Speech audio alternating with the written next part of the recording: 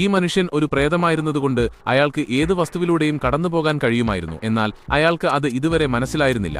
പെട്ടെന്ന് പൂക്കൾ കൊണ്ട് അലങ്കരിച്ച തന്റെ ഒരു ചിത്രം ശ്രദ്ധയിൽപ്പെട്ടപ്പോഴാണ് താൻ മരിച്ചുപോയ വിവരം അയാൾ തിരിച്ചറിയുന്നത്.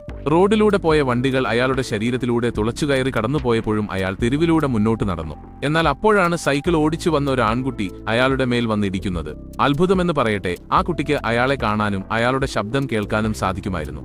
താനൊരു പ്രേതമാണെന്ന് അയാൾ പറഞ്ഞപ്പോൾ പേടിച്ചുപോയ കുട്ടി അവിടെ നിന്ന് ഓടി രക്ഷപ്പെട്ടു.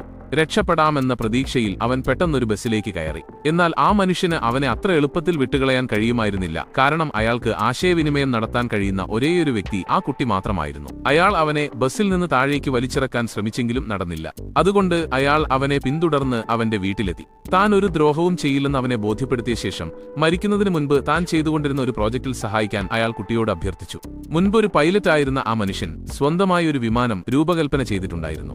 ഒരു എയർ ഷോയിൽ ആ കുട്ടി അത് പറത്തണമെന്നാണ് അയാൾ ആഗ്രഹിച്ചത്. അന്നുമുതൽ രാപ്പകലില്ലാതെ അയാൾ ആ കുട്ടിയെ പരിശീലിപ്പിച്ചു. മാസങ്ങളുടെ പരിശീലനത്തിന് ശേഷം ഒടുവിൽ ആ കുട്ടി വിമാനം പറത്താൻ പൂർണ്ണമായി സന്നദ്ധനായി. ഒരു വിദഗ്ധനെ പോലെ അവൻ ആ വിമാനം ആകാശത്തേക്ക് ഉയർത്തി. ആ പ്രേതത്തിന്റെ കൃത്യമായ മാർഗനിർദ്ദേശങ്ങളോടെ ജഡ്ജിമാരുടെ മുന്നിൽ അവനത് വിജയകരമായും കൃത്യതയോടും കൂടി നിലത്തിറക്കി. ആ അത്ഭുത വിമാനം കണ്ട് അവിടെയുണ്ടായിരുന്ന എല്ലാവരും അമ്പരന്നുപോയി. അങ്ങനെ ആ ആൺകുട്ടി ചരിത്രത്തിലെ ഏറ്റവും പ്രായം കുറഞ്ഞ പൈലറ്റായി മാറി.